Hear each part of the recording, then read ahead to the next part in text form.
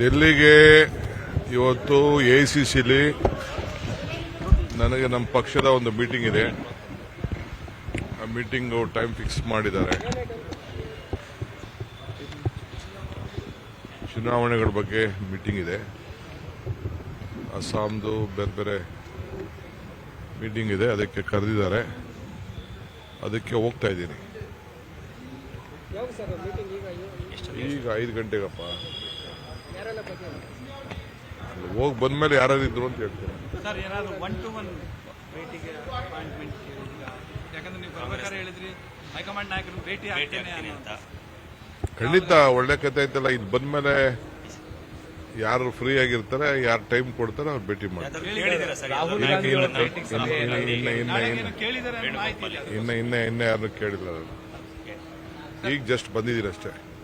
ಈಗ ತೇಜಸ್ವಿ ಸೂರ್ಯ ಇಂದಿರಾ ಮೆಟ್ರೋ ವಿಚಾರದಲ್ಲಿ ತೇಜಸ್ವಿ ಸೂರ್ಯ ಅವರು ಹೇಳಿದ್ದಾರೆ, ಈ ತಾತ್ಕಾಲಿಕವಾಗಿ ಬೆಲೆ ಏರಿಕೆಯನ್ನು ನಿಲ್ಲಿಸಬೇಕಾಗಿತ್ತು, ನಾನು ಹೋರಾಟ ಮಾಡಿ ನಿಲ್ಲಿಸಿದ್ದೀನಿ. ಆ ಒಂದು ಹೋರಾಟಕ್ಕೆ ನಾವು ಯಾವ ಸೊಪ್ಪು ಹಾಕಿಲ್ಲ. ಆ ಹೋರಾಟ ನಮ್ಗೆ ಲೆಕ್ಕಕ್ಕೂ ಇಲ್ಲ. ಈಗ ಹೋರಾಟ ಅವ್ರದ್ದೇನಿದೆ ಬರೀ ರಾಜಕೀಯ ಹೋರಾಟ ಅಷ್ಟೇ. ಅದೇನು ಸಾಯಾ ಜನಕ್ಕೆ ಒಳ್ಳೇದು ಮಾಡಬೇಕು ಅನ್ನೋದೇನಿಲ್ಲ. ನೀವು ಸರಿ ಇರಬೇಕು ಅಂತ ಅವ್ರ ಹೋರಾಟ ಅಷ್ಟೇ. ಎಲ್ಲಿ ಅವರ ಆದೇಶ ಯಾರು ಲೆಕ್ಕಕ್ಕಿಟ್ಟಿದ್ದಾರೆ? ಎಲ್ಲಿದೆ ಅವ್ರಿಗೆ ಅವಕಾಶ? ಎಲ್ಲಿದೆ ಅವ್ರಿಗೆ ನಿಲ್ಸಕ್ಕೆ ಅವಕಾಶ? ಕೇಂದ್ರ ಸರ್ಕಾರದವ್ರು ನಿಲ್ಲಿಸು ಅಂತ ಹೇಳ್ಬೋದಾಯ್ತಲ್ಲ.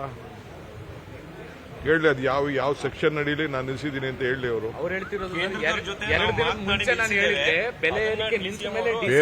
ಪೇಪರಲ್ಲಿ ಮಾತಾಡ್ತಾ ಇರ್ಬೋದು ಅಷ್ಟೇ. ಪೇಪರಲ್ಲಿ ನಿಮ್ಮ ಟಿವಿಲಿ ಮಾತಾಡ್ತಾ ಇರ್ಬೋದು. ಹೋಗಿ ಅವರ ಮಂತ್ರಿಗಳು ಭೇಟಿ ಮಾಡಿರ್ಬೋದು. ನಾನು ಇಲ್ಲ ಅಂತ ನಾನು ಹೇಳೋದಿಲ್ಲ. ಅವ್ರಿಗೆ ಯಾವ ತರದ ಹಕ್ಕು ಇಲ್ಲ.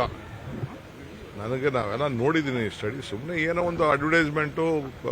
ನಾನು ರಾಜಕೀಯದಲ್ಲಿ ಬದುಕಿದ್ದೀನಿ, ₹1 ಅಂತೂ ತರಕ್ಕಾಗಿಲ್ವಲ್ಲ ಅವ್ರ ಕೈಲಿ. ಬೆಂಗಳೂರಿಗೆ ಏನು ಒಂದು ತರಕ್ಕಾಗ್ಲಿಲ್ವಲ್ಲ, ಒಂಚೂರು ತರಕ್ಕಾಗ್ಲಿಲ್ಲ, ಏನು ಮಾಡೋಕ್ಕಾಗ್ಲಿಲ್ವಲ್ಲ. ಸುಮ್ಮನೆ ಏನೋ ಮಾತಾಡ್ತಾರೆ. ನೀವು ಅವನ್ನ ಬಹಳ ದೊಡ್ಡ ಲೀಡರ್ ಅಂತ ನೀವು ಇಟ್ಕೊಂಡಿದ್ದೀರ ಅಷ್ಟೇ. ನಾವೇನು ಅದನ್ನ ಯಾವುದು ರಚನಾತ್ಮಕವಾದಂಥ ಅಭಿವೃದ್ಧಿ ಬಗ್ಗೆ, ಬೆಂಗಳೂರು ಬಗ್ಗೆ ಕಾಳಜಿ ಒಂದು ಚೂರು ಇಲ್ಲ. ಅದಕ್ಕೆ ಬೇರೆಯವ್ರು ಯಾರು ಅದಕ್ಕೆ ಸಪೋರ್ಟ್ ಮಾಡ್ತಾ ಇಲ್ಲ.